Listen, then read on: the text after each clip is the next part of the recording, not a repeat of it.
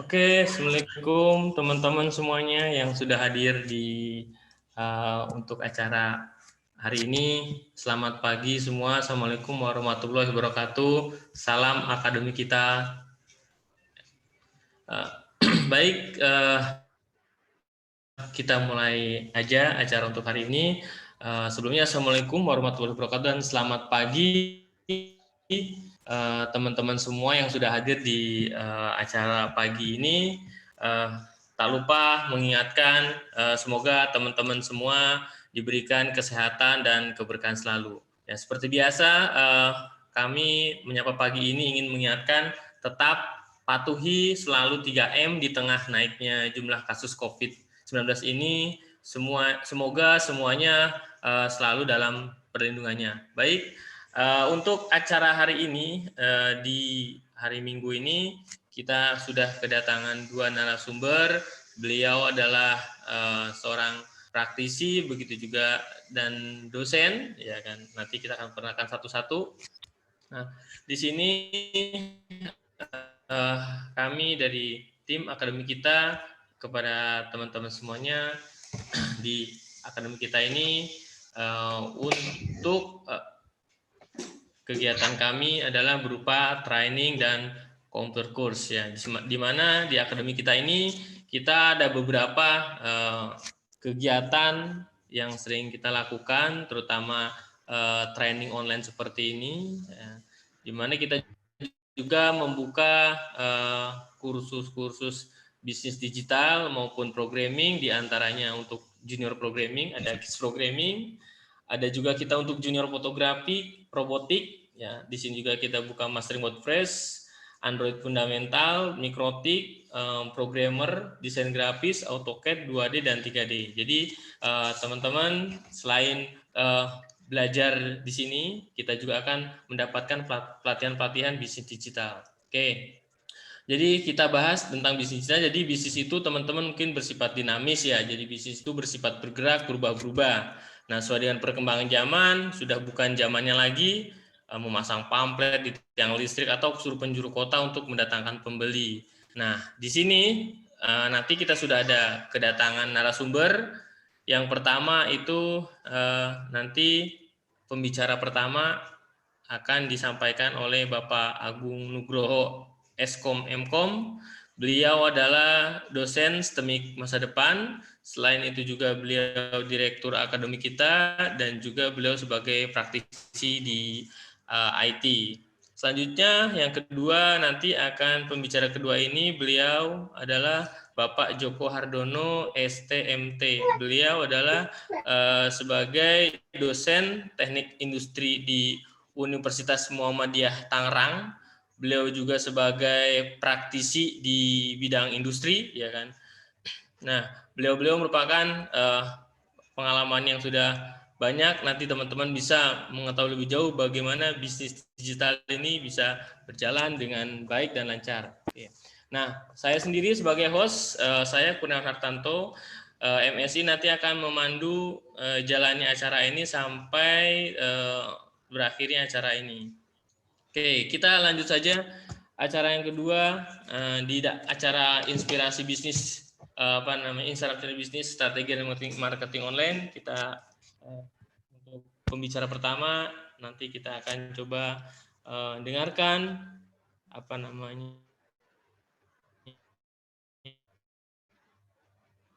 materi dari selanjutnya. Nanti Bapak Agung akan memandu acara ini dan teman-teman bagi yang sudah aktif mikrofon atau videonya mohon di close dulu ya biar acaranya juga lancar. Nanti di teman-teman nanti kita aktifkan untuk video dan untuk suaranya ketika nanti kita ada pertanyaan setelah acara ini kita nanti ada sesi tanya jawab lagi untuk teman-teman semua jika ingin bertanya lebih jauh. Baik, langsung aja kita alihkan ke Bapak Agung mendengarkan materi-materi tentang strategi marketing online. Teman-teman baik, terima kasih. Semoga stay terus di sini ya, kita dengarkan dari Pak Agung. Selanjutnya Pak Agung, saya persilahkan untuk pemaparan materinya. Baik, terima kasih Mas Kurniawan, host kita pagi hari ini. Apakah suara saya bisa didengar dengan jelas? Bisa, Pak. Bisa, Pak. Nah ya, slide-nya juga sudah ditampil ya, slide-nya ya.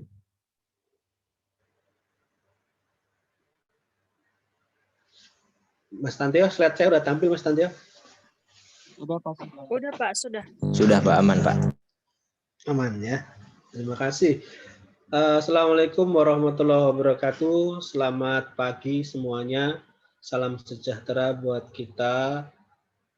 Seperti yang tadi host sampaikan, moderator sampaikan, ya setiap saat kita mulai selalu optimis ya. Kita mudah-mudahan mampu melewati masa-masa sulit pandemi ini untuk tetap sehat dan selamat begitu ya.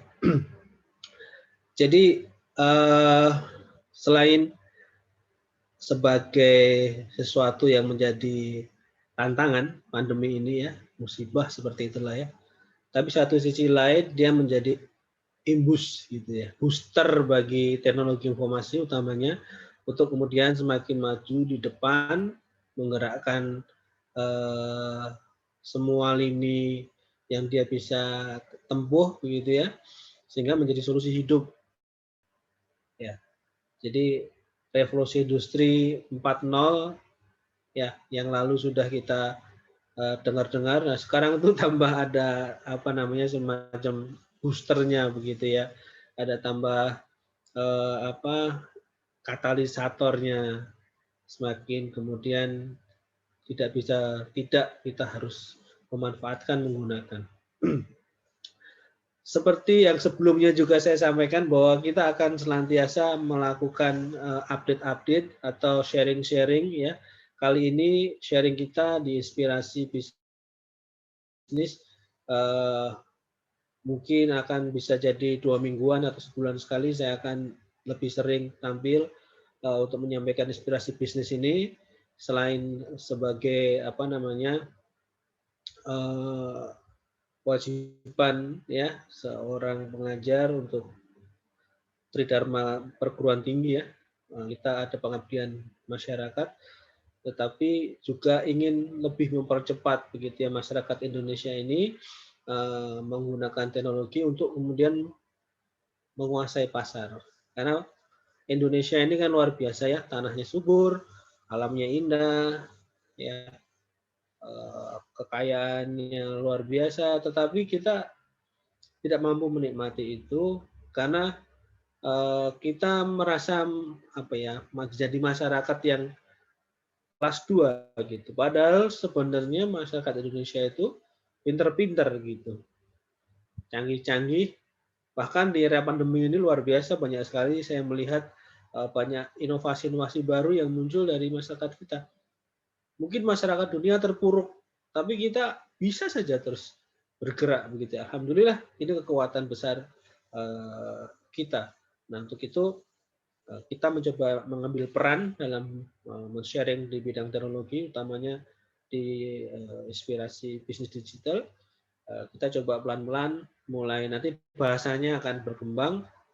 Kita awali hari ini membahas tentang strategi marketing online. Nanti mungkin di ke depan akan membahas semakin detail ya bahasanya.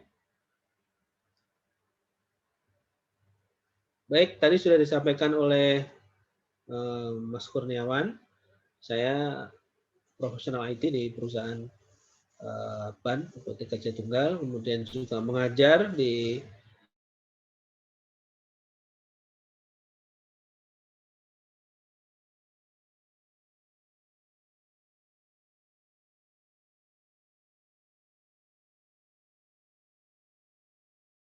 perusahaan IT di pendidikan juga. Dan terakhir ini yang saya gelutin bersama teman-teman akademik kita, yaitu bikin training center dengan jargonnya learn, use, implement. Kita mengajarkan ya untuk dimengerti dengan mudah, easy to understand, kemudian bisa dipakai kan gitu, use at the end bisa diimplementasikan. Nah, selain belajar kita juga membuat aplikasi yang kemudian di sharing ke masyarakat untuk digunakan pada tataran implementasi. Ya, network yang besar yang pernah saya bikin bersama satu teman saya lagi, itu hari ini mungkin sudah lebih dari 65.000 ya membernya ini Citra Raya Network di Facebook.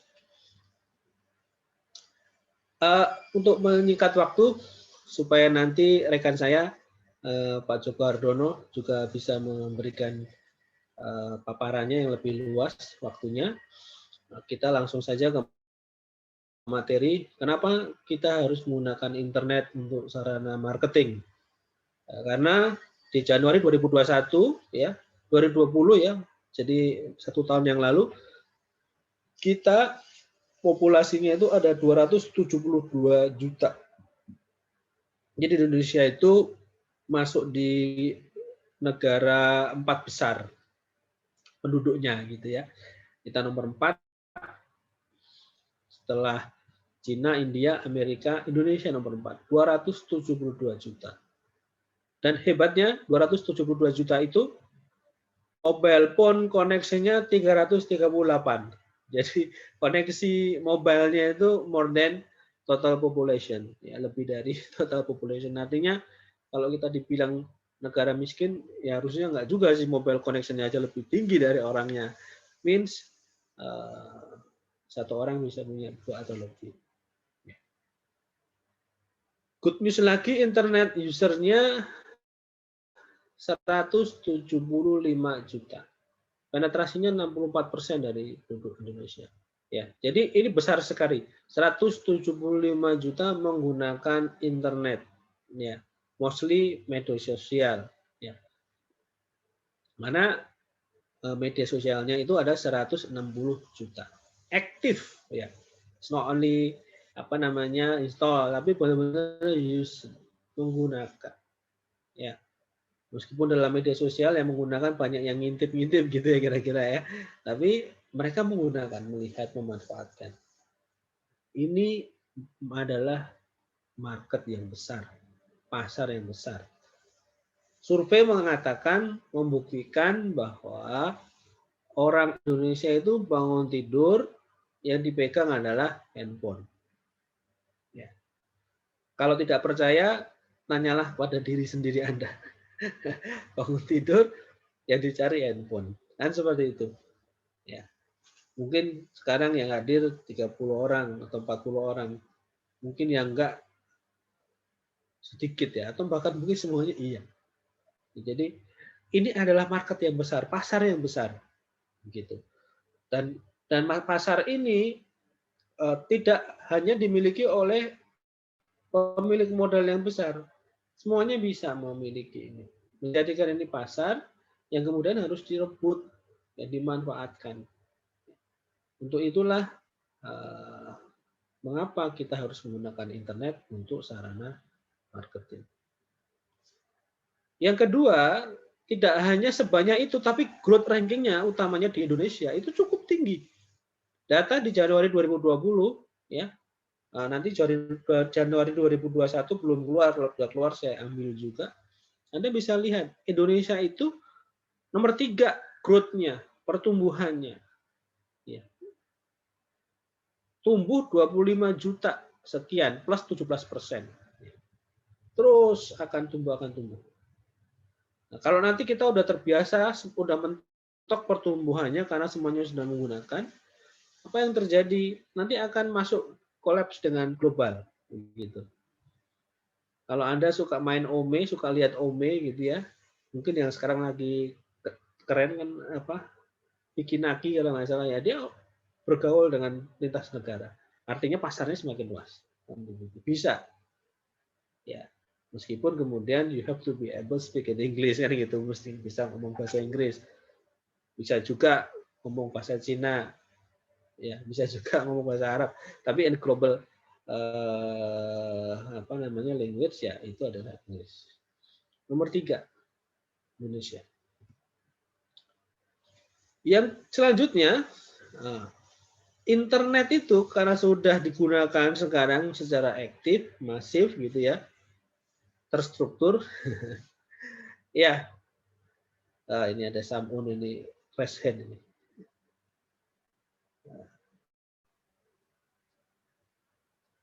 Di chatting aja Mas Mr. Sampun ya. Kalau ada pertanyaan nanti biar dibacakan hostnya. Nah, yang ketiga adalah mudah dan murah menggunakan riset pasar. Ya, mudah murah menggunakan riset pasar.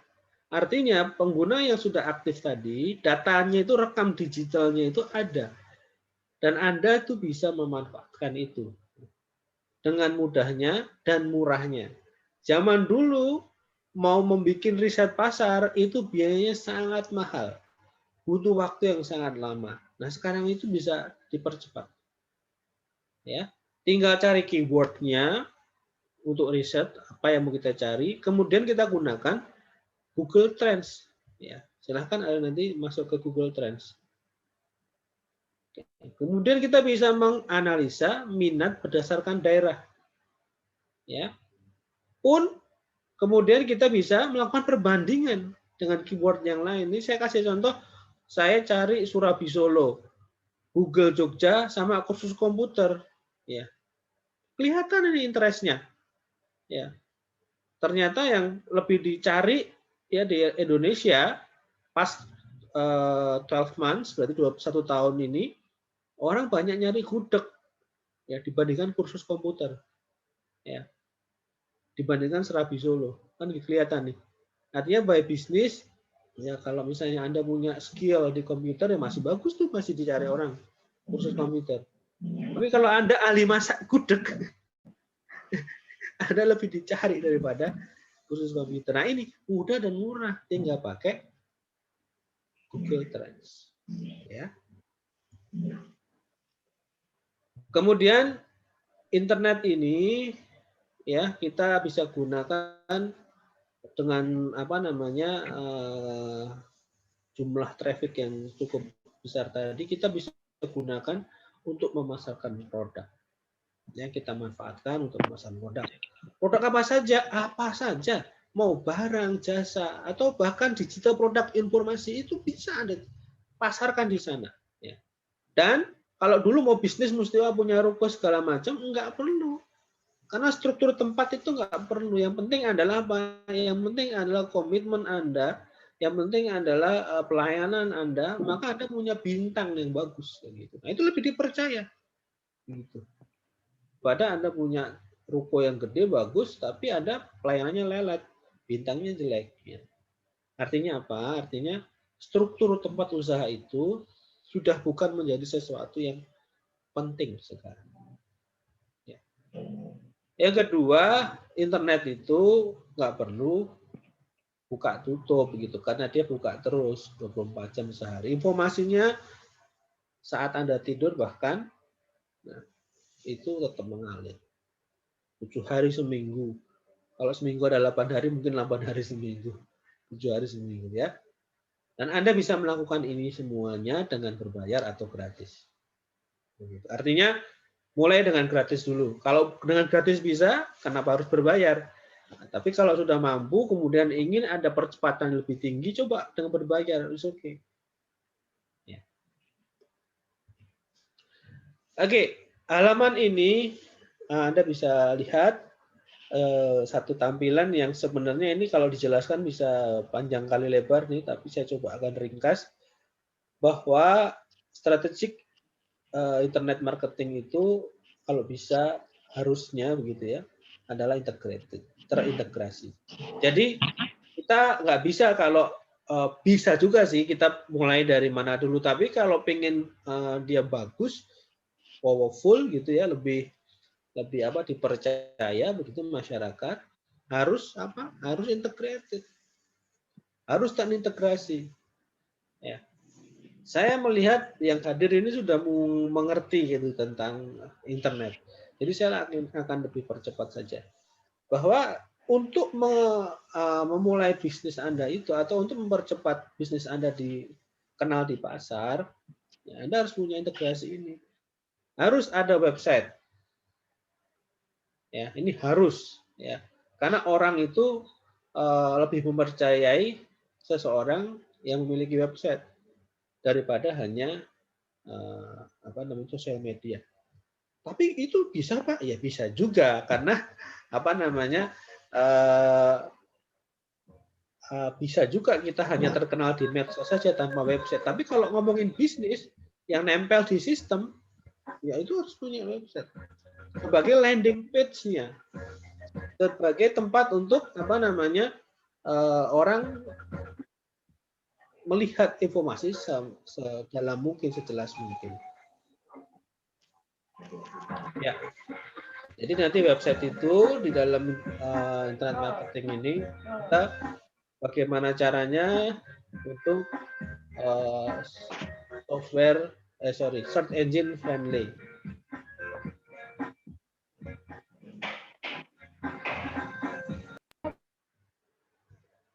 Stantio? Ya.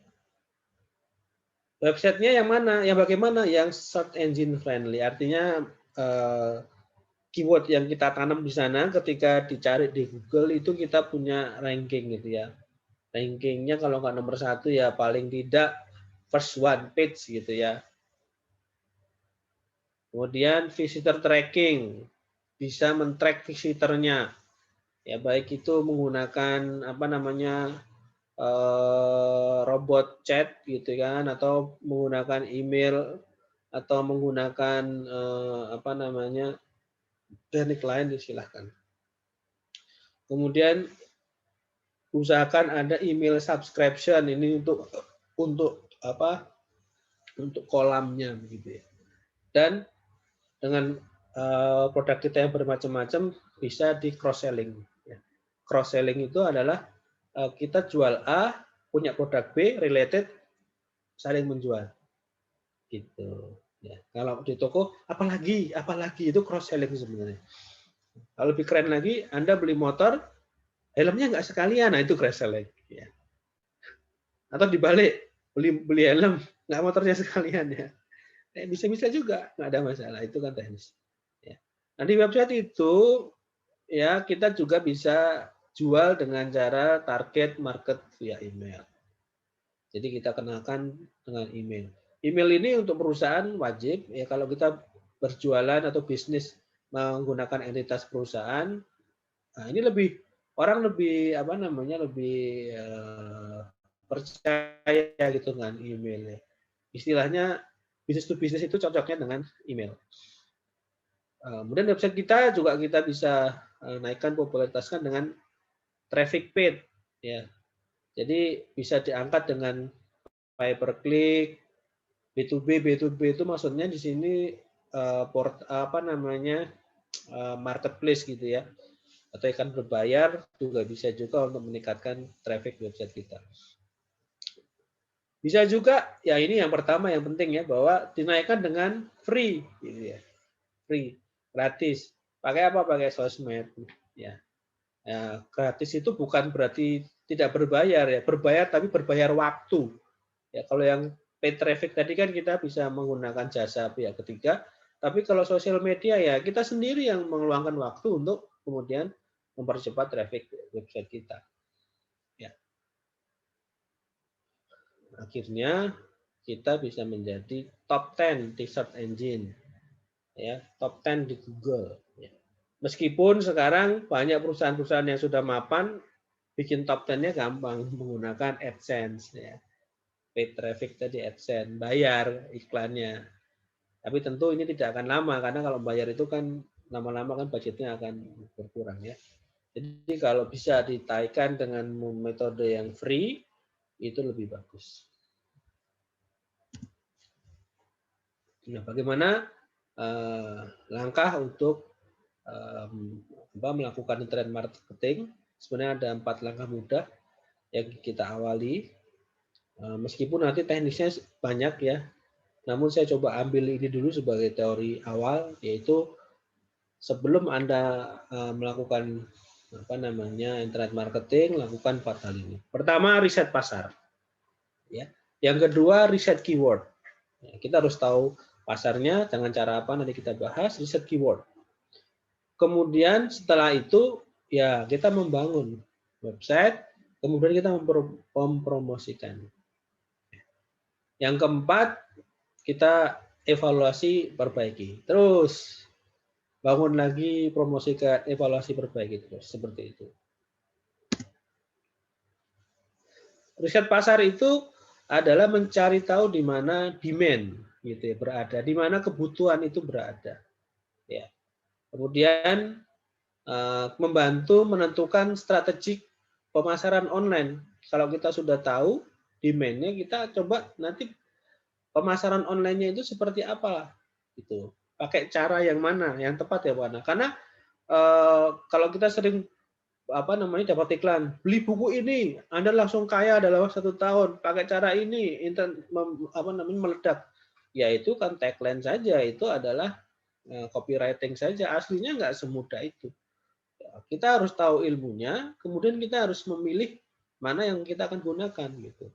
Ibarat kata kita kalau main game itu kita punya senjata-senjatanya gitu ya, punya skin-skinnya. Tapi kita harus tahu juga kapan skin ini dipakai, senjata ini dipakai, gitu. Ya, nggak bisa orang pakai pistol, kita pakai pisau, kan nggak bisa seperti itu. Ya, artinya strategi itu harus ditentukan. Ya. Apakah nanti menggunakan email marketing atau advertising. Nah, untuk melakukan riset pasar secara online, Anda bisa menggunakan google.com/trends ya, Google Trends. Ini silahkan nanti dicoba. Saya berikan contoh setelah dibuka, kemudian kita bisa masukkan ya trends apa yang kita mau cari. Misal Anda punya produk alat kecantikan, ya sudah coba aja. Jadi saya mau bisnis apa nih kira-kira nih gitu ya. Oh, saya mau bisnis alat kecantikan atau kopi atau gudeg atau makanan gitu kan. Nah, kita ambil aja tuh nama. Kita masukkan ke dalam Google Trends tadi, kita lihat. Nah, sebenarnya trennya itu orang nyari apa gitu. Nah, artinya kita ketahuan, oh sepanjang 12 bulan ini ternyata yang nyari gudeg itu lebih banyak daripada yang alat kecantikan. Kalau gitu kita bikin restoran aja ya, belum tentu juga. Artinya oh ada pasarnya di sana gitu. Ya, ada pasarnya. Sudah kita manfaatin pasar itu, kita kejar. Ya. Jadi kita lihat trendsnya dulu ya. Nah, trends ini juga bisa di breakdown by sub-region. Ya. Kita Sulawesi Utara, Selatan seperti apa, Jambi, South Kalimantan Selatan seperti apa, Bali dan seterusnya.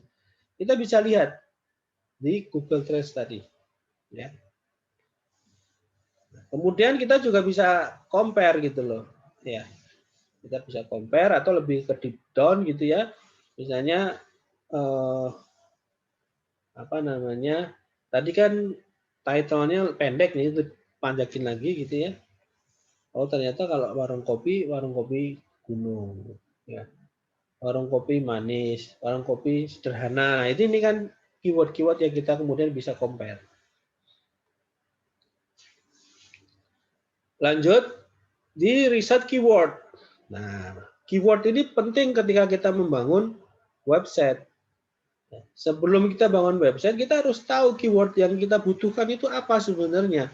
Sehingga nanti waktu pembangunan itu, keyword-keyword itu ditanam sebagai off page dari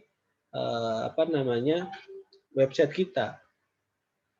Sehingga kemudian dicintai atau dimengerti oleh si Google sebagai search engine ini untuk berkomunikasi.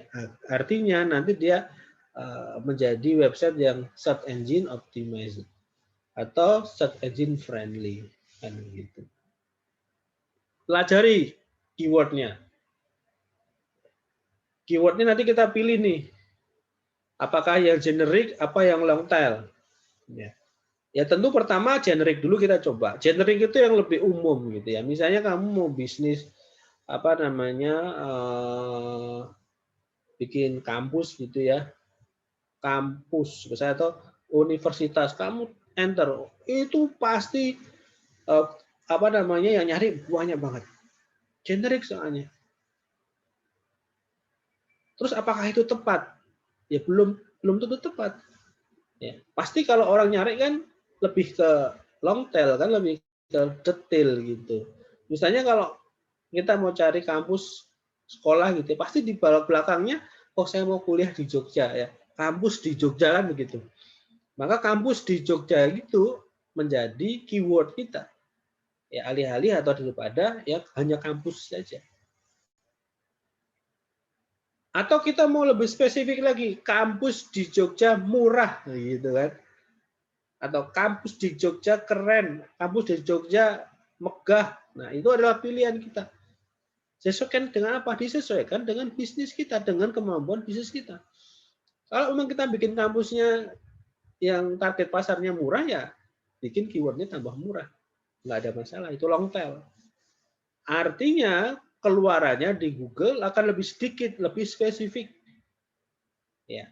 Kalaupun kemudian kita harus bayar untuk AdSense-nya, akan jauh lebih murah dibandingkan dengan generic. Ya. Toolnya apa? Toolnya adalah AdWords Google.com, ya, select keyword tool eksternal. Nanti Anda bisa tulis, cek di situ. Saya coba contohkan, ya, masuk Google Ads itu seperti ini menunya. Ini ada perencanaan, pustaka bersama, tindakan massa dan seterusnya. Nah, kita ambil yang ini, keyword planner di perencanaan. Ya, silahkan nanti dicoba-coba sendiri saja di keyword planner-nya. Nah ini Anda bisa jadi apa namanya konsultan search engine ini atau konsultan website nih kalau menguasai ini. Gitu. Kan ini adalah data-data statistiknya. Lanjut teknis membangun website ya. Kalau kita membangun website, ya, usahakan websitenya itu dinamis. Ya. Dinamis itu berarti website yang kita bisa olah, kita bisa update setiap saat. Ya. Karena kita bukan orang IT pun, kalau misalnya kita orang IT, tetap bisnis itu harus dikelola oleh banyak orang ya. Sehingga bagaimana membuat website ini yang dinamis ini, yang melakukan update-nya itu mudah. Begitu. Maka saran saya gunakan website yang CMS gitu ya, Content Management System. Nomor 1 hari ini WordPress. Ya. Paling banyak digunakan di dunia WordPress. Tapi yang lain juga nggak ada masalah ya, silahkan karena itu selera begitu ya, selera dan kemampuan. Ya.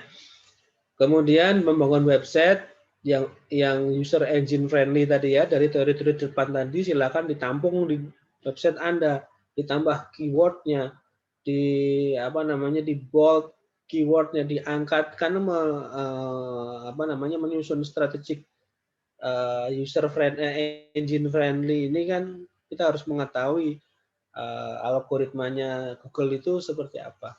Ya. Nah itu semua ditanam di website kita. Yang paling gampang, pokoknya ingat saja satu, keywordnya harus nempel di dalam semua. Baik itu ada di judul, di body, maupun di teks dari website kita. Tanam semua di sini. Selanjutnya adalah update secara teratur. Ya. Kalau nggak diupdate teratur itu dianggapnya Google nanti ini website mati. Gitu. Makanya harus diupdate teratur. Setelah itu promosikan websitenya, ya. Baik itu dengan apa namanya AdSense, ya, direct email marketing, ya. Jadi kita tawarkan by email. B2B itu ingat ya, bisnis to bisnis itu paling menosok adalah menggunakan email. Ya. Anda iklan pakai WA ke perusahaan itu nggak begitu efektif, ya. Tapi email itu lebih mempunyai daya dukung. Baru nanti disusul, ya, email disusul dengan apa namanya WA gitu ya, nggak ada masalah. Tapi profesionalismenya masuk gitu, dibandingkan hanya WA saja. Tapi kalau misalnya target bisnis kita itu di sana ada teman kita, ya nggak ada masalah menggunakan itu. Tapi kalau tidak ada, saran saya ya direct email dulu, kemudian lampirkan di situ WA Anda, website Anda, nanti 2-3 hari disusul dengan WA. Promosi website juga dengan paid advertising bisa, dengan berbayar. Ya, dengan free juga bisa. Free gimana? Free banyak. Ada juga website yang advertise free. Tapi kalau saya sering ajarkan bahwa free itu ya Anda terlibat di dalam komunikasi publik gitu ya. Misalnya Twitter, lihat yang lagi trending apa. Udah ikut aja, pasang teks trendingnya itu, nanti di bawahnya dikasih iklan ke website Anda. Gratisan itu. Tapi kan orang akan lihat nih, dengan bahasa yang bagus ya, copywriting yang bagus. Atau lihat di YouTube yang lagi rame misalnya. Lagi rame komennya Anda, komen di situ. Orang suruh mampir ke website Anda, free. Nggak cuma itu, bisa detik.com, ikut komen, ikut advertising di komen itu, dan seterusnya. Ya. Jadi memang ini nyebelin juga sih bagi yang baca, tapi saya sering ikut ngeklik juga itu kalau ada orang melakukan ini. Karena apa? Karena saya menghargai orang ini sambil ngelihat produknya apa juga sih. Apalagi kalau dikasih caption yang menarik, yang copywriting. Yang kedua, bisa Anda B2B ya, web portal, ada bisnisnya, promosi websitenya menggunakan marketplace juga bisa. Ya, jualan di marketplace juga, ya, tempelin link ke websitenya. Juga yang terakhir ada social media networking, ya, kita menggunakan social media untuk mengenalkan website kita ke publik.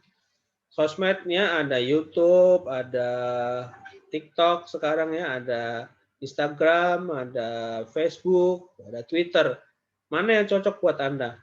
Pak, kalau gitu biar komplit saya kasih 5-5-nya bisa nggak Pak? Ya boleh-boleh aja, nggak ada masalah. Tapi apakah Anda mampu merawat 5-5-nya ini?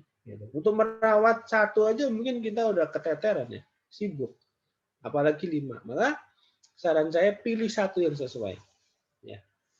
Saat ini sih yang paling ini Instagram ya. Instagram itu untuk mendukung bisnis lebih bagus saat ini. Dan Facebook ya. Kalau TikTok itu hanya pansos saja. Panjat sosial aja itu. Ya. Nanti tetap semuanya nggak ada masalah juga. Tetap di-linkkan ke website. Ingat, sebagai landing page-nya adalah website kita. Oke, lanjut. Apa itu search engine optimization? Nah, saya akan coba jelaskan secara singkat ya. Tadi sudah semuanya saya sampaikan. Intinya adalah kalau orang nyari di Google, itu website Anda itu nomor 1. 10 besar lah paling enggak. Itu intinya. Ya, tadi rangkaiannya dengan keyword ada, maka pilihannya yang tepat. Ngetesnya apa ya? Ngetesnya keyword yang kamu bikin tadi gitu. Ya, contoh kemarin saya coba restoran di Solo murah. Nah, ini ternyata yang keluar ini.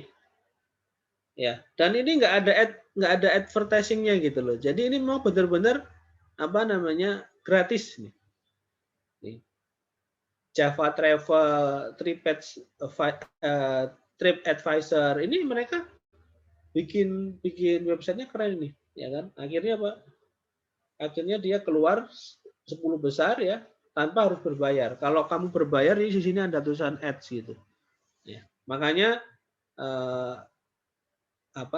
ini ada halaman pertamanya kelihatan juga Google Map ya. Makanya kita juga harus mendaftarkan bisnis kita di Google Business. Ya. Jadi kalau punya bisnis, tanam juga di Google Business supaya kelihatan Map-nya kita. Apa sih direct email marketing? Ini penjelasan tadi ya. Ya ini sebenarnya kita email aja ke user, ke pelanggan kita, di attach halaman website kita. Kemudian iklan berbayar, ada PPC, pay per click, dan lain-lain. Ya, juga bisa dengan Google. Ini masih advertising yang gratis tadi, artikel submission juga bisa, publikasi artikel, ya saling lintas posting bisa juga. Ini free advertising, ya bisa juga kita ke marketplace, warung jual beli, kita iklankan website di sana juga bisa. Yang ini B2B itu sebenarnya bahasa sekarang adalah marketplace ya. Saya meyakini Anda juga sudah mengetahui. Kita kenalkan juga website kita di marketplace. Nah, yang terakhir adalah evaluasi dan perbaiki. Pakai apa mengevaluasinya? Ya, karena kan harus diukur nih langkah-langkah kita sudah tepat atau belum nih. Nah, ukurnya pakai Google Analytics dan customer feedback. Ya, Google Analytics bisa, ya pasti pakai Google Analytics. Customer feedback bisa menggunakan direct feedback atau bisa menggunakan misalnya survei Monkey gitu ya, bisa juga. Terserah nanti Anda pakai yang mana. Tapi dua hal ini harus dilakukan. Ini Google Analytics ya, kita lihat perjalanan website kita begitu kan. Kita bisa cek siapa yang berapa kali dia melakukan klik gitu kan. Nah, ini analitik ini. Kapan dia naik, kapan dia turun ya. Kita bisa lihat, kita bisa analisa. Kok nggak naik-naik nih ya, berarti strateginya salah, harus benerin kan gitu. Pakai Google Analytics. Pakai. Oke. Ada sedikit 5 menit tambahan Pak Akur ya. Saya coba jelaskan istilah-istilah ya, tadi mungkin ada yang nggak nyambung. Apa sih copywriting dan seterusnya?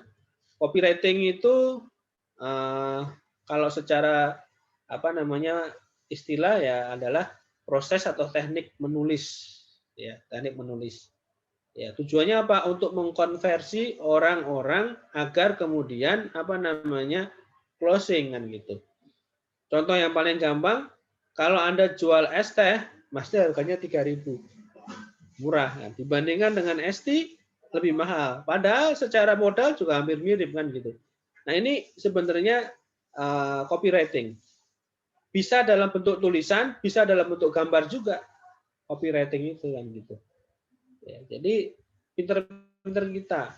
Sekarang orang menggunakan copywriting juga malah kebablasan gitu. Bahasanya sangat vulgar. Ya, sangat vulgar. Silahkan aja lihat di YouTube itu kan sekarang tag-nya kan vulgar-vulgar. Walaupun setelah diklik ya isinya itu aja gitu kan. Ya. Paling tidak orang udah ngeklik dulu kan. Itu copywriting. Ya. Tapi kalau dalam bisnis bukan hanya ngeklik, ya. Kalau ngeklik doang kecewa ya dia akan coret. Sampai konversi. Ya, sampai closing. Begitu. Oke, sosial media ini yang dimaksud ya ada macam-macam ya. Silahkan Anda bisa pakai Facebook, YouTube, Instagram, ya, Twitter, banyak sekali yang Anda bisa lihat. Tapi Anda kalau bisa tentukan satu sebagai yang utama. Ya. Tetapkan kepribadian yang Anda gunakan ya di dalam Facebook atau medsos Anda. Jadi pribadi itu kalau bisa terus stabil gitu ya. Meskipun proses pencariannya bisa panjang, tapi kemudian ketika ketemu ya udah stabil. Strategi konten untuk sosial media ada 3 hal yang penting, yaitu pertama kualitas, ya, tampilkan pesan yang berkualitas. Yang kedua pilih waktu, waktunya tadi ya pagi orang bangun tidur, siang orang mau makan, sore orang udah mulai nyantai, ya. Nah itu adalah waktu yang tepat untuk posting. Kemudian frekuensi posting, ya. Postingnya juga ada frekuensinya, ada harus diatur. Jangan ini posting besok enggak 2 bulan lagi posting lagi ya itu kurang tepat. Ya, ini yang sulit memang. Karena kan tadi waktunya itu tadi kan yang susah. Ya, ini kepribadian brand di sosial media itu bisa dilihat dari karakter itu lucu, menyenangkan, ya supel dan seterusnya, bahasanya yang sederhana, santai.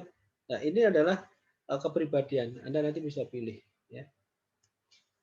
Kalau SEO maksudnya adalah ya tadi ya, bagaimana keyword yang kita tentukan tadi ketika diklik Google, karena orang itu mencari sesuatu sekarang di Google. Nah, model pencariannya kan ya, coba Anda lihat aja, kalau Anda lagi mau nyari sekolah, apa yang diketikkan di Google? Pasti kan sekolah terdekat, sekolah ranking 1, sekolah apa. Nah, itu adalah keyword. Ya. Itu yang Anda pilih, tanam di website Anda. Namanya search engine friendly. Ya. Bisa on page, artinya merujuk kepada metode yang digunakan dalam membangun website, ditanam di halamannya, di kode halamannya. Kalau off page, di luar, ya, di luar dari coding halaman. Satu lagi lead magnet ya. Lead magnet ini adalah metode untuk menarik sebanyak mungkin pengikut. Ya. Lihat Anda di gambar itu kan ada orang mancing, yang sebelah kiri adalah ikannya udah banyak, yang sebelah kanan kosong. Nah, lead magnet itu kita mengumpulkan kolam, membuat kolam itu. Contohnya apa? Contohnya ya kita bikin grup WhatsApp, grup Facebook, grup apa yang kemudian di dalam grup itu kita kasih yang bermanfaat supaya orang itu dengan ikhlas masuk ke sana. Contoh yang bermanfaat gini, kasih e-book gitu ya. Ini e-book gratis. Caranya apa? Caranya masukkan email Anda, nanti saya kirim email. Nah, sehingga orang ngasih email ke kita, kemudian kita kasih mereka e-book.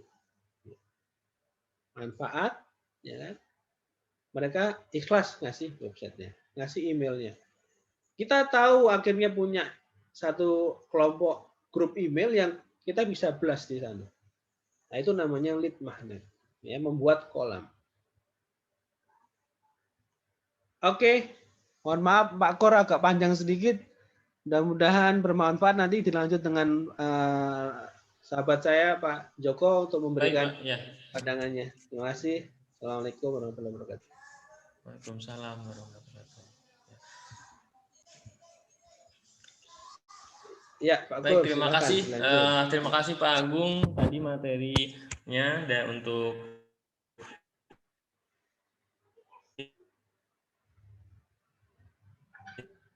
inspirasi banget ya buat kita semua. Teman, ada pertanyaan dan lain untuk sesi kedua dulu.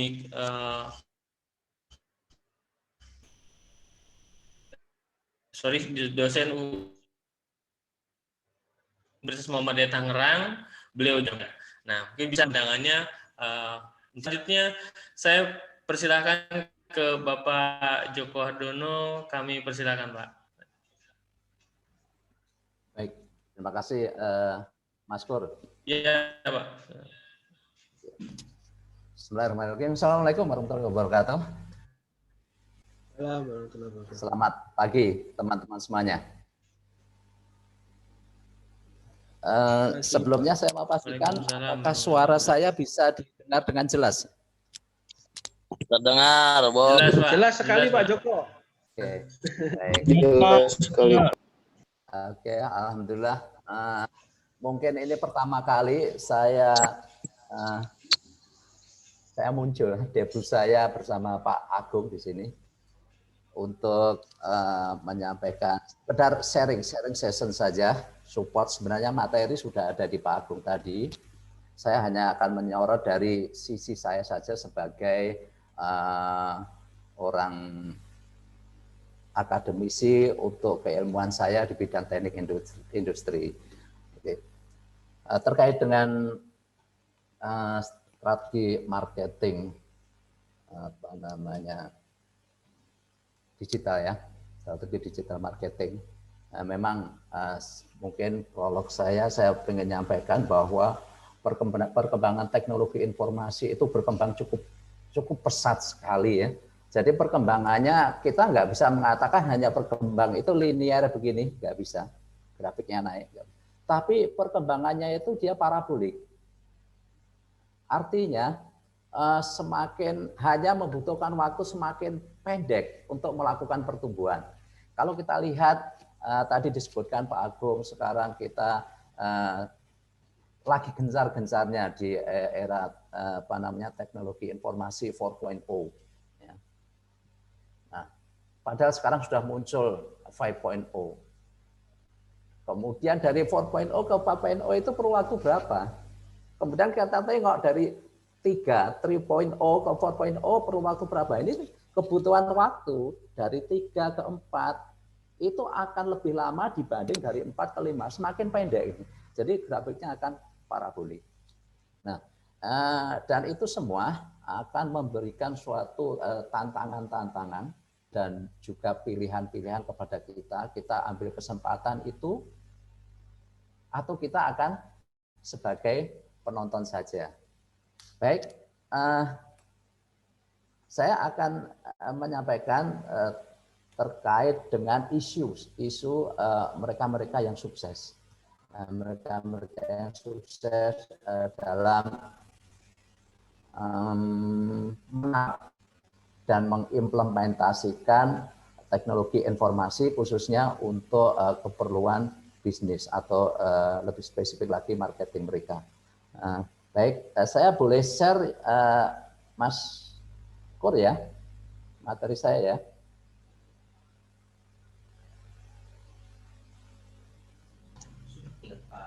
Ya.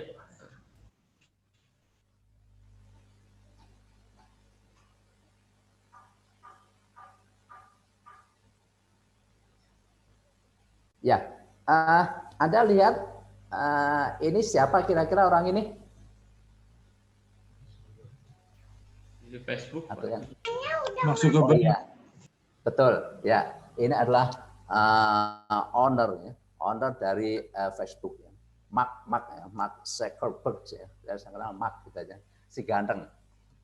Ya, dia sebenarnya membuat Facebook itu awalnya dia hanya membuat semacam game saja ya, game pemberandingan gambar dalam suatu laman web Fastmesh.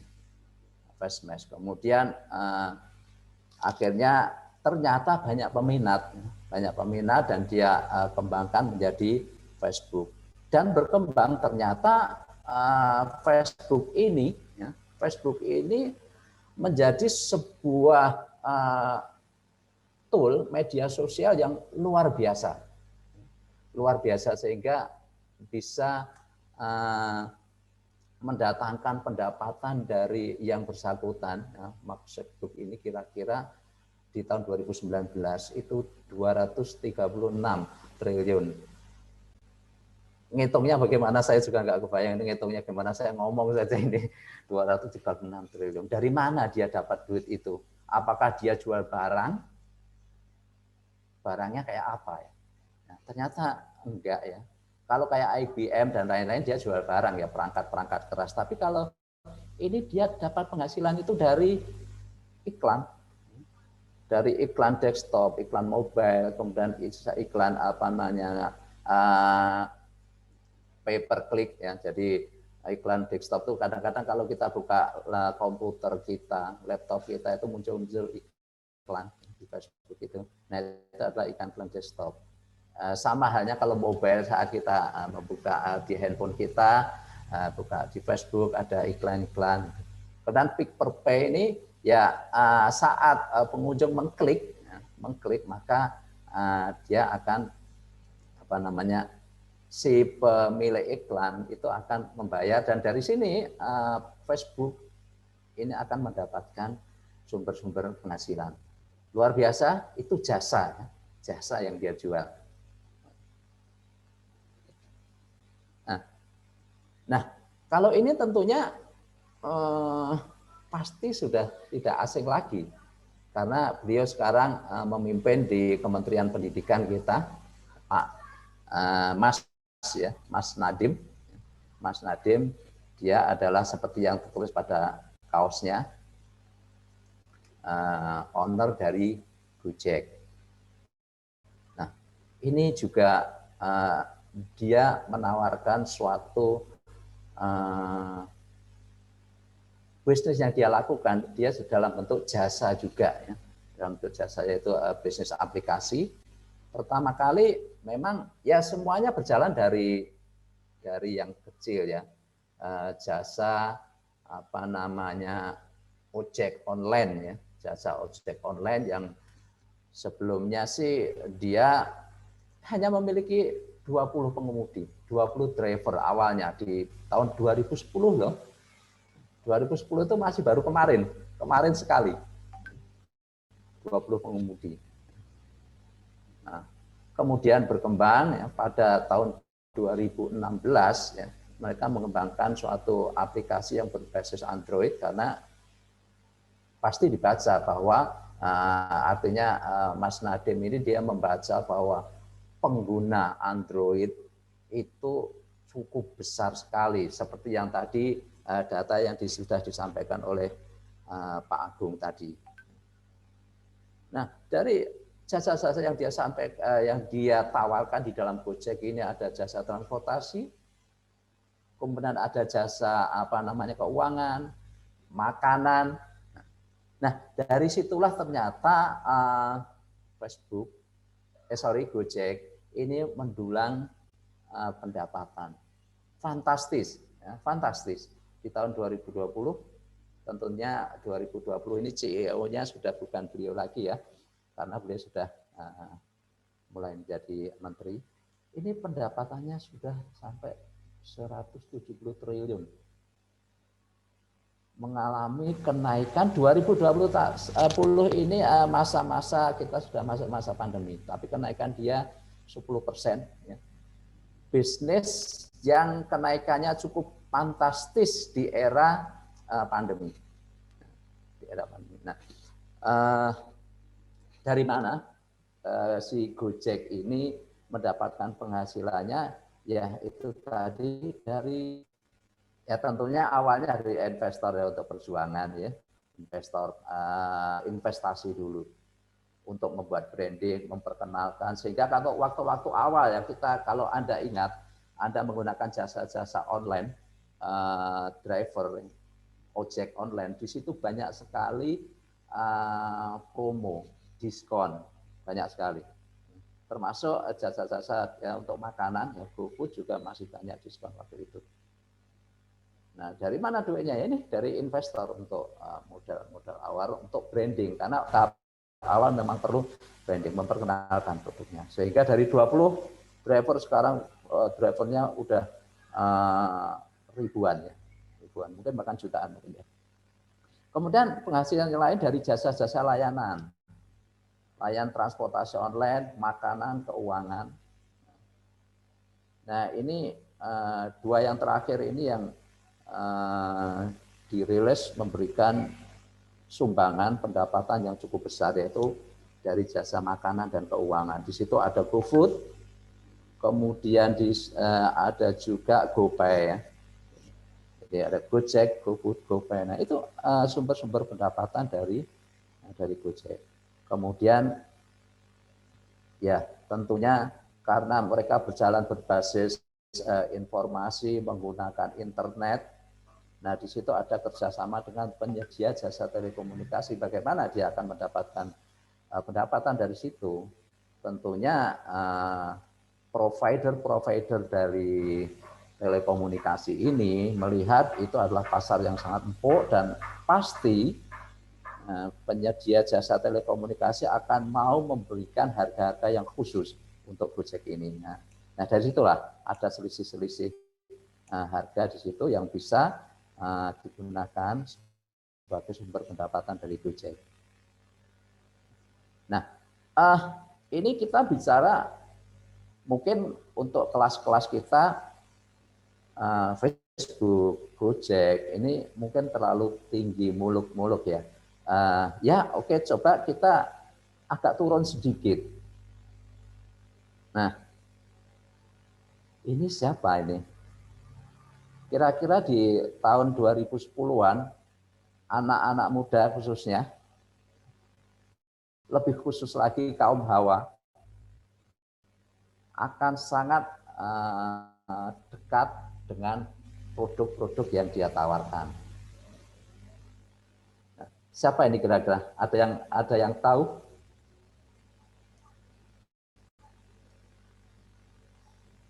Oke, ya. Nah, ini dia adalah Reza Nur Hilman. Reza Nur Hilman. Siapakah dia? Dia adalah owner dari UKM Keripik Maiji. Nah, kalau tadi kita melihat dua, Facebook dan Gojek adalah suatu mungkin terlalu tinggi ya buat kita. Nah, ini adalah hal-hal yang sudah dekat pada kita. Nah, UKM loh ya, UKM. Dan produknya apa? Keripik. Produk-produk yang sangat murah dan terjangkau. Kalau toh kita mau memproduksi sebuah keripik, ya keripik itu modal yang kita butuhkan juga tidak banyak untuk memproduksi keripik. Tetapi di sini yang perlu kita ambil pelajaran adalah bagaimana strategi dari si Reza ini untuk menaklukkan pasar.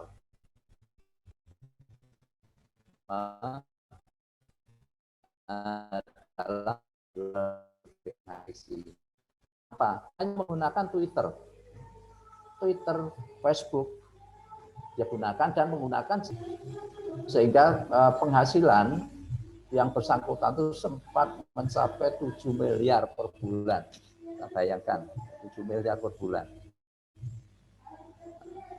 Jualan keripik ya, dengan bermacam-macam varian. Konsep yang dia lakukan memanfaatkan teknologi informasi, kemudian yang kedua adalah konsep jamaah, berjamaah. Banyak reseller yang bekerja bersama dengan Keripik Maiji ini.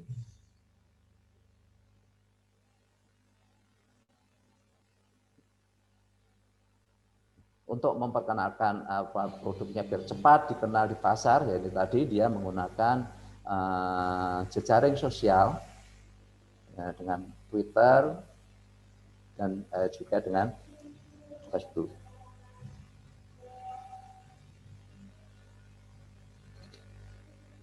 Nah, ini siapa lagi ini?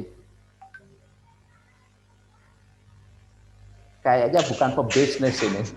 Alibaba. Abata. Ya, Alibaba. Ini sosok yang cukup fenomenal, tidak hanya di Indonesia.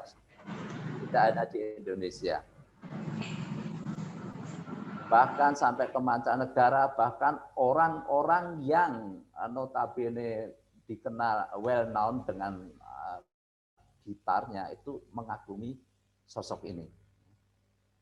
Sempat dia mengcover musiknya Love of My Life ya, yang The Queen itu ya.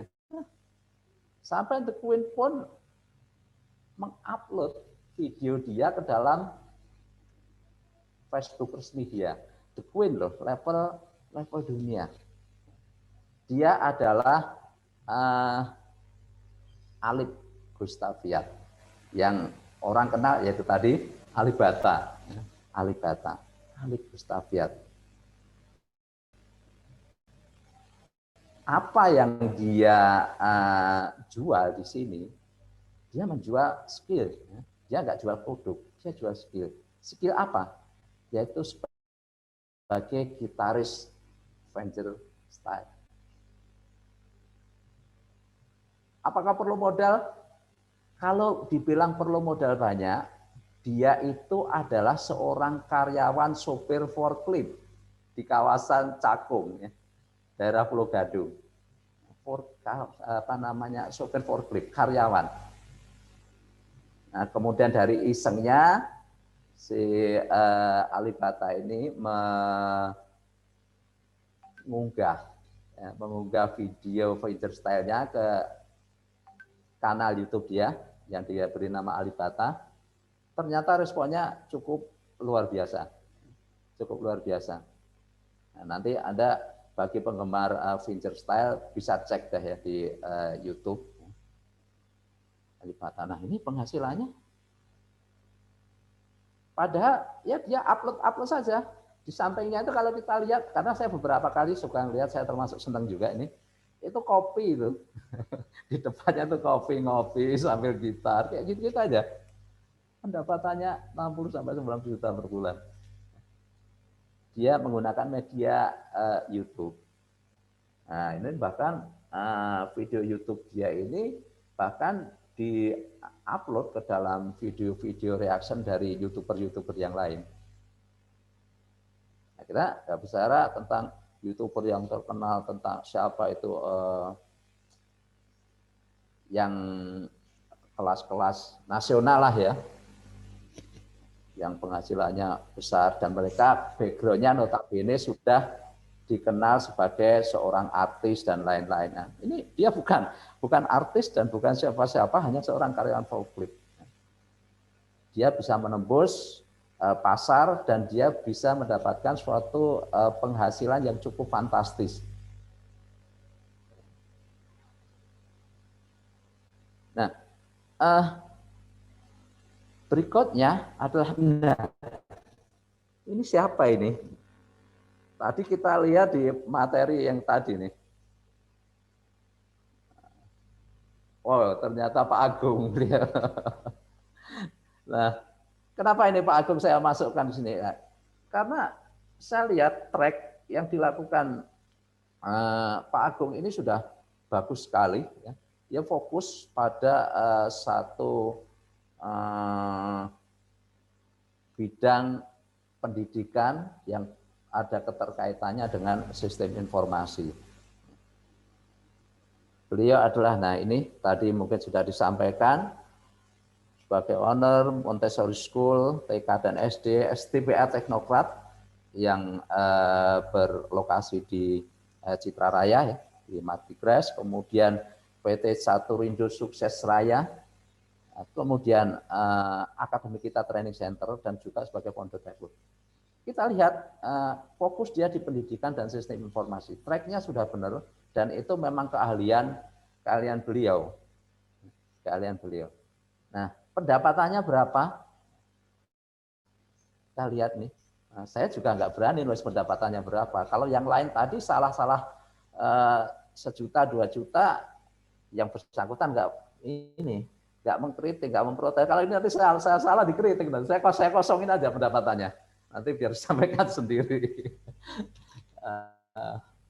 Nah, dari mana sumber pendapatan dari bisnis-bisnis beliau itu? Ya dari pelayanan jasa yang berbasis IT pendidikan. Nah, itulah adalah sosok-sosok orang yang mungkin sebagai gambaran dari yang tinggi kemudian sampai yang rendah, yang dekat pada kita, di mana kita mungkin, sangat mungkin sekali untuk bisa melakukannya. Next, you. Anda isi foto berikutnya ini, Anda isi dengan foto Anda. Kemudian Anda bandrol, Anda itu sebagai seorang apa. Dan mulailah dari sekarang. Itu yang kata dari Risa tadi. Maiji. Jangan banyak berpikir bisnis itu. Lakukan evaluasi. Nah, itu. Nah, kemudian terakhir di sesi saya ini, karena saya hanya masalah isu-isu sukses faktor saja. Tadi Pak Agung menyampaikan dalam membangun suatu jaringan itu buatlah lead magnet ya. Bangunlah suatu infrastruktur, ya. Kira-kira begitu tadi sampaikan Pak Agung. Sehingga orang-orang itu dengan sukarela itu mau bergabung ya, dalam suatu komunitas yang kita bangun. Apakah itu dalam bentuk Instagram, apakah itu di dalam bentuk WhatsApp group. Bangunlah. Kemudian tentukan tema di dalam grup tersebut dan Anda fokus di situ, masukkan nilai tambah atau value yang ada di dalam grup tersebut. Maksudnya begini. Satu contoh di sini adalah satu grup ya. Satu grup WA, kemudian saya ada di dalamnya juga salah satunya di sini. Ini diprakarsai oleh Mas Ferry, grup HRBP Indonesia. Ini adalah grup dia juga memiliki lead market yang bagus. Dia menentukan tema tentang ke HRD-an. ilmu ke-HRD-an sangat cocok diikuti oleh praktisi-praktisi HRD. Karena apa? Di sini suka Mas Ferry ini mengupload dan juga mempersilahkan yang lain ya, mempersilahkan yang lain anggota grup untuk mengupload isu-isu tentang HRD, tentang hubungan industrial perusahaan, kemudian tentang PHK, bagaimana undang-undang tentang PHK itu kayak apa, peraturannya bagaimana, kemudian bagaimana mempekerjakan karyawan dengan kontrak yang benar itu bagaimana, dasar hukumnya kayak apa. Nah itu Mas Ferry itu mempersilahkan dan dia sendiri juga aktif mengupload konten-konten seperti itu. Tentunya itu adalah hal-hal yang sangat diperlukan para praktisi HRD dan dibuka seri di situ sharing session, diskusi, ada punya masalah di perusahaannya bisa ditanyakan di grup sini. Nah tentunya kayak gitu akan banyak orang yang dengan sukarela akan mau masuk. Nah kalau magnetnya ini sudah terbentuk, kemudian Mas Ferry ini secara berkala menawarkan pelatihan. Nah disitulah dia mendapatkan penghasilan. Tidak ada paksaan anggota grup untuk ikut, ya. Tidak ada. Tetapi ya dari segi materi yang akan disampaikan, kemudian mungkin ada training kompetensi juga. Nah itu setidaknya nanti dari anggota itu pasti akan ada yang tertarik. Dan memang benar, lumayan juga setiap event training itu yang ikut itu lumayan banyak. Dari mulai yang berbayar ringan 150.000, 300.000, sampai yang kompetensi itu 1 juta, 1,5 juta setiap kompetensi. Nah ini adalah contoh-contohnya ini. Nah saat dia mengupload ini ada tanggal 30 Januari ada pelatihan untuk uji kompetensi. Tanggal 7 Maret 2021 akan ada training tentang disinterpretation. Nah, kayak gini pesertanya lumayan. Karena apa? Ini adalah memang hal-hal yang berkaitan dengan ke-HRD-an dan memang banyak yang anggota di situ banyak yang perlu atau yang banyak yang membutuhkan. Nah, oke, ini mungkin dari saya. Terakhir dari saya adalah melengkapi tadi di dalam melakukan bisnis boleh kita mengidentifikasi apa sih kebutuhan pasar, boleh, dan itu adalah memang sangat disarankan. Tetapi manakala yang dibutuhkan oleh pasar tersebut ternyata bukan produk yang di mana kita bermain di situ, Anda bisa bermain dengan cara lebih proaktif lagi, Anda pengaruhi pelanggan. Karena apa? Ingat, satu, pelanggan tidak bisa kita atur. Pelanggan adalah raja. Terus gimana? Ya udah kita melayani pelanggan apa yang dimau. Tetapi lebih dari itu kita lebih proaktif lagi. Kita pengaruhi pelanggan. Jadi jangan berhenti, oh sekarang yang diminta pelanggan saya tidak bermain di produk itu, berhenti. Jangan. Ya. Anda bermain apa? Anda bisa proaktif, Anda pengaruhi pada pelanggan. Nah, ini adalah sesuai tentang perilaku konsumen yang saya sampaikan. Contohnya misalkan begini, mungkin pelanggan itu tidak berpikir bahwa dia itu membutuhkan suplai dalam tubuhnya vitamin C sekian dalam per berat badannya atau per hari. Kalau kurang resikonya begini, pelanggan mungkin nggak berpikir. Tetapi karena Anda punya produk yang berkaitan dengan suplemen vitamin C itu, Anda bisa pengaruhi pelanggan bahwa sebenarnya tubuh kita itu memerlukan ini. Kalau kurang risikonya kayak begini. Nah, itu baru akan muncul kepikir di dalam benak pelanggan. Oh iya, penting ya. Sebelumnya nggak kepikir sama sekali. Nah, dari situ Anda bisa masukkan produk Anda. Jadi sekali lagi, Jangan berhenti kalau memang permintaan pelanggan tidak sesuai dengan produk di mana Anda bermain. Anda bisa berlatih, Anda bisa melakukan hal yang lebih proaktif lagi dengan cara mempengaruhi pelanggan. Oke, baik. Terima kasih.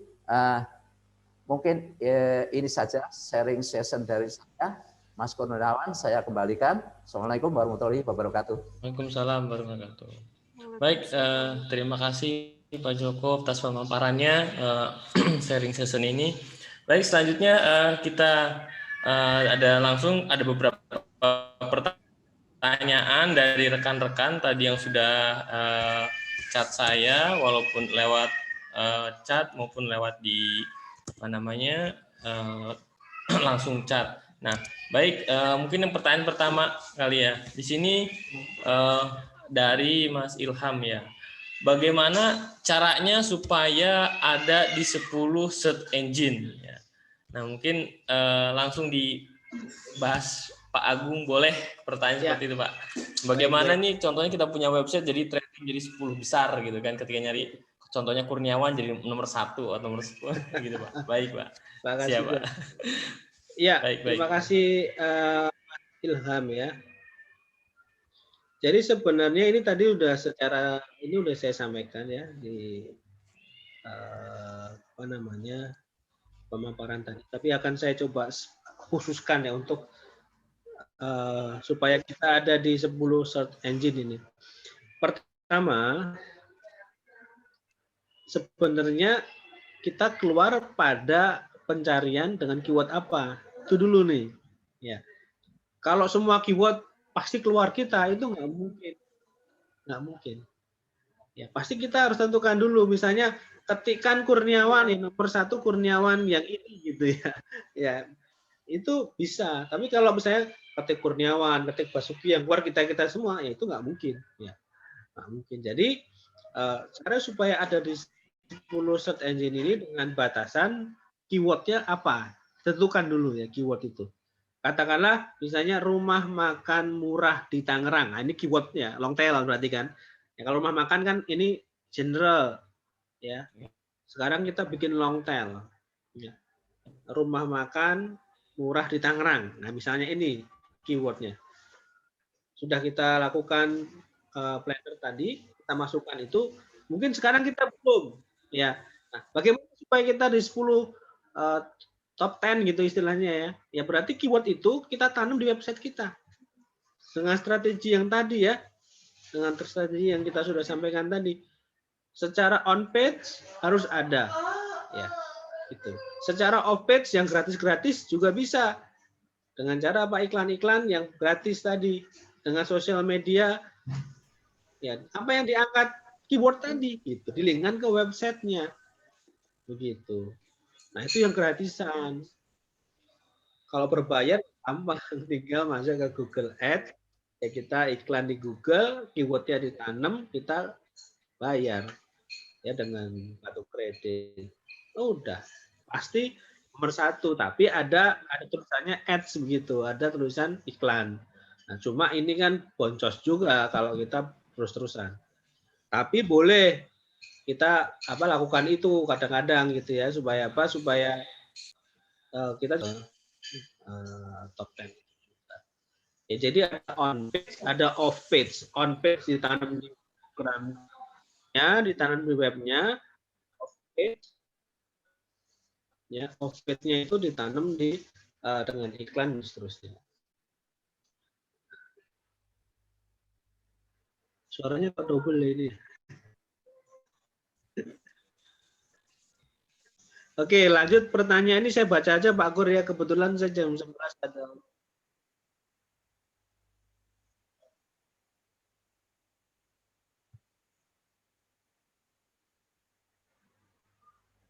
Suaranya kenapa bergema begini ya?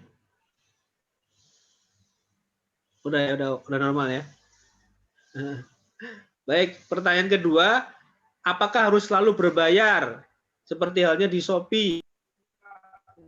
Ya kan? Apa namanya? Tadi pertanyaannya mana itu?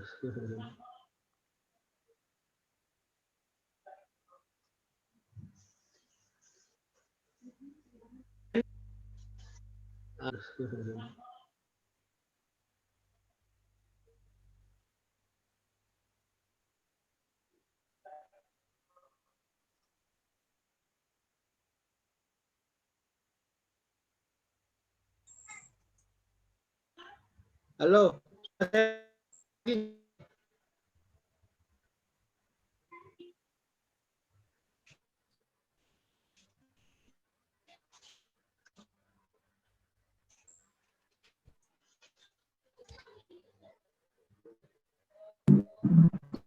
Oke, Pak.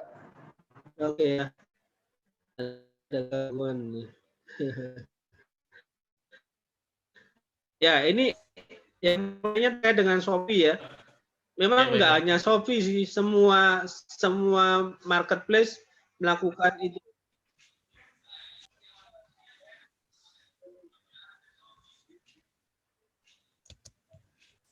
Mas Tantio, bisa nggak yang lain di mute dulu, Mas Tantio? Baik, Pak.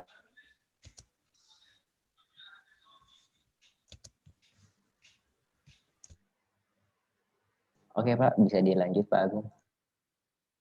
Lanjut ya. Baik.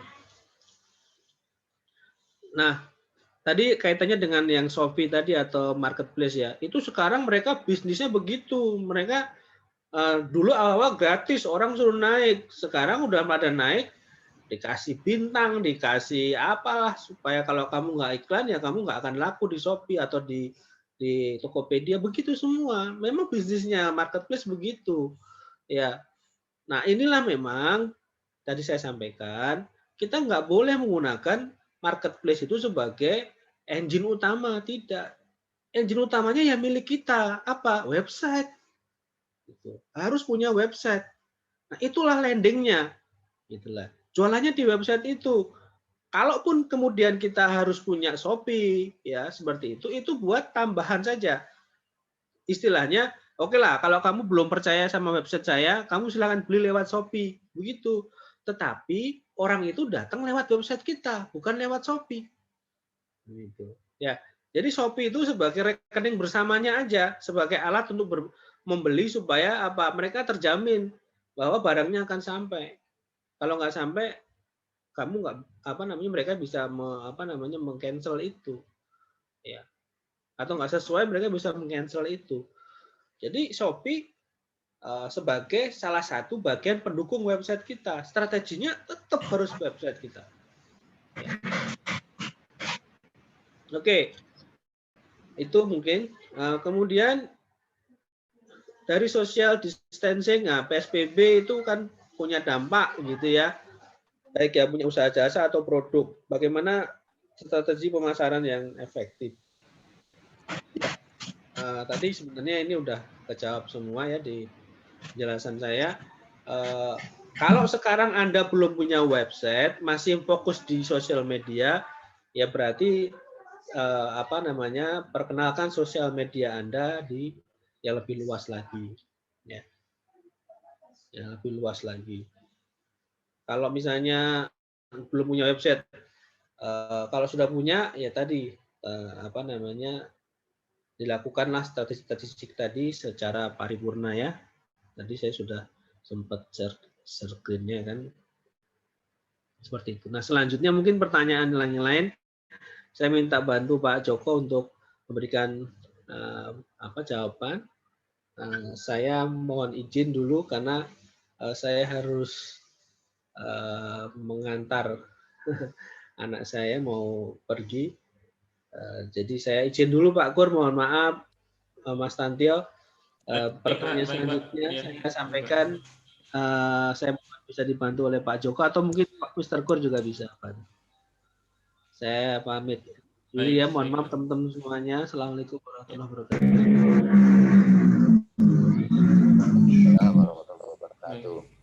Baik, selanjutnya pertanyaan dari dari Mas Ampun ya, selaku owner Samstrop Tour and Travel. Di sini beliau ada kendala sedikit, mungkin strategi apa nih yang harus dilakukan sebagai pelaku usaha di bidang pariwisata, terutama di bidang website, TikTok, Instagram, Facebook, Marketplace, dan Google Ads. Ya. Mungkin bisa di Pak Joko mungkin ada tanggapan atau dari pertanyaan-pertanyaan sebelumnya jika ada tambahan monggo Pak, silakan Pak. Baik, terima kasih. Sebenarnya untuk menjawab kayaknya saya sendiri sebagai pengguna ya, tapi nggak apa-apa. Syukur saya coba. Kita mulai yang berhubungan dengan praktis saja. Ini pertanyaan Mas Ahmad Dahlan dari Social Distancing dan PSBB ditambah untuk pengusaha strategi marketing apa yang kita miliki usaha jasa atau pandemi ini. Ya,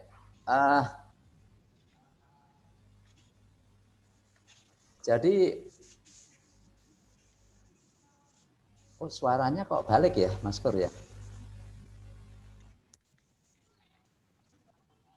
Ya Pak. Ya, suara saya balik. Sudah. Halo Pak. Halo, tes. Ya Pak. Sudah Pak. Balik ke saya sendiri. Sudah Pak, jelas Pak. Sudah Bapak. Oke, ya baik. Ya, jadi strategi marketing yang kita lakukan di era pandemi ini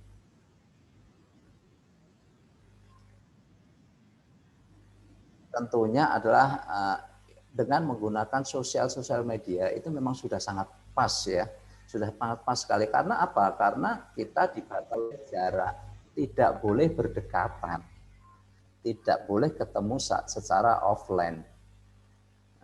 Sehingga banyak sekarang institusi-institusi seperti lembaga pendidikan itu lebih mengoptimalkan menggunakan sosial media seperti Facebook, kemudian Instagram, kemudian dalam portal-portal web mereka. Ini adalah strategi yang paling efektif dilakukan manakala kita terkendala oleh jarak, tidak boleh bertemu secara offline. Kemudian yang ditanyakan oleh saudara Mas Samun ya, saudara Samun ini saya sebagai pelaku bisnis travel. Ya. Strategi apa yang harus dilakukan selaku pelaku bisnis travel tersebut? Ya. Tadi mungkin sudah dijawab di sebelumnya, yaitu Anda optimalkan media-media sosial dan memang tidak dipungkiri saudara Samun ya, sekarang bisnis travel ini lagi lesu. Sekarang lagi lesu. Nah, di dalam suatu SWOT analisis di dalam bisnis itu kita melihat ancaman, ya, salah satunya ancaman. Kemudian jadi strength, weakness, kekuatan kita apa, kelemahan kita apa, ya. Kemudian strength with opportunity, ya. Kemudian trade. Ya. Nah di sini kita melihat di luar itu banyak bisnis travel itu yang karena kondisi ini oleh pemerintah itu dibatasi. Artinya gampangannya kita tidak bisa mengoptimalkan melakukan proses-proses pelayanan traveling. Dalam kondisi seperti ini, Anda mungkin sebaiknya fokus ya.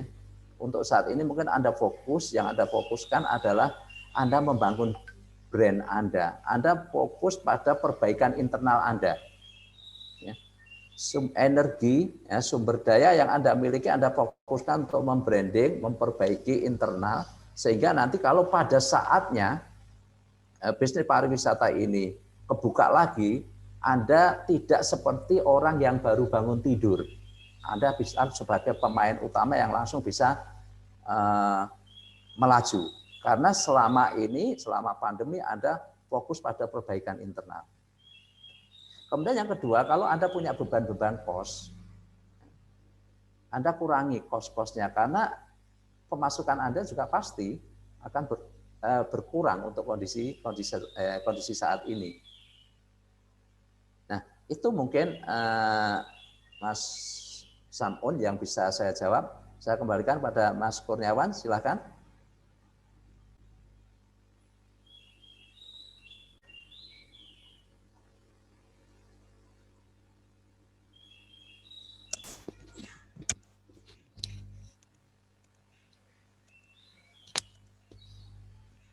Oke, baik. Itu tadi pertanyaan dari teman-teman semua yang sudah dijawab oleh pemateri, baik dari Pak Agung, Pak Joko, ya kan. Nah, jika teman-teman ada pertanyaan lagi, bisa ke email saya atau chat saya, nanti kita coba sampaikan via email untuk jawabannya biar lebih detail lagi.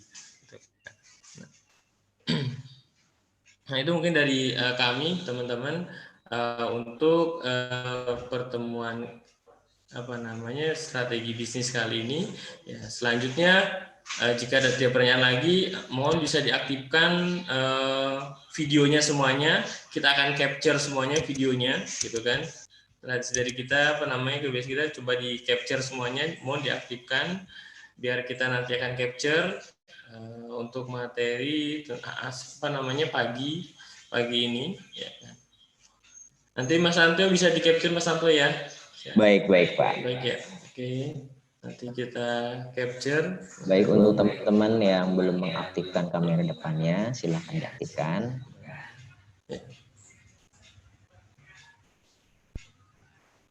Ya, semoga nanti bisnis strategi ini bisa diterapkan di teman-teman yang sudah punya bisnis dan bisnisnya nambah lebih baik lagi.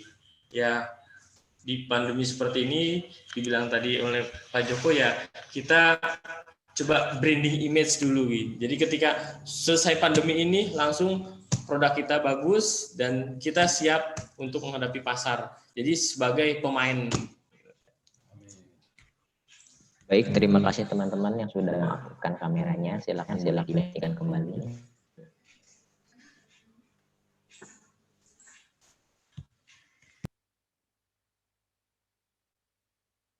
Oke, baik. Terima kasih teman-teman yang sudah hadir di minggu pagi ini. Nanti selanjutnya nanti kita ada acara-acara lagi seperti ini, baik di digital, programmer, dan lain-lain. Sekali lagi terima kasih teman-teman yang sudah bergabung di pagi hari ini. Selamat pagi, Assalamualaikum warahmatullahi wabarakatuh. Jangan lupa teman-teman patuhi juga 3M, jaga kesehatan selalu. Terima kasih teman-teman, terima kasih Pak Joko, terima kasih Pak Agung yang sudah bergabung, Mas Tantio yang selaku moderator, saya terima kasih. Ya, sekali lagi terima kasih. Selamat pagi, Assalamualaikum warahmatullahi wabarakatuh.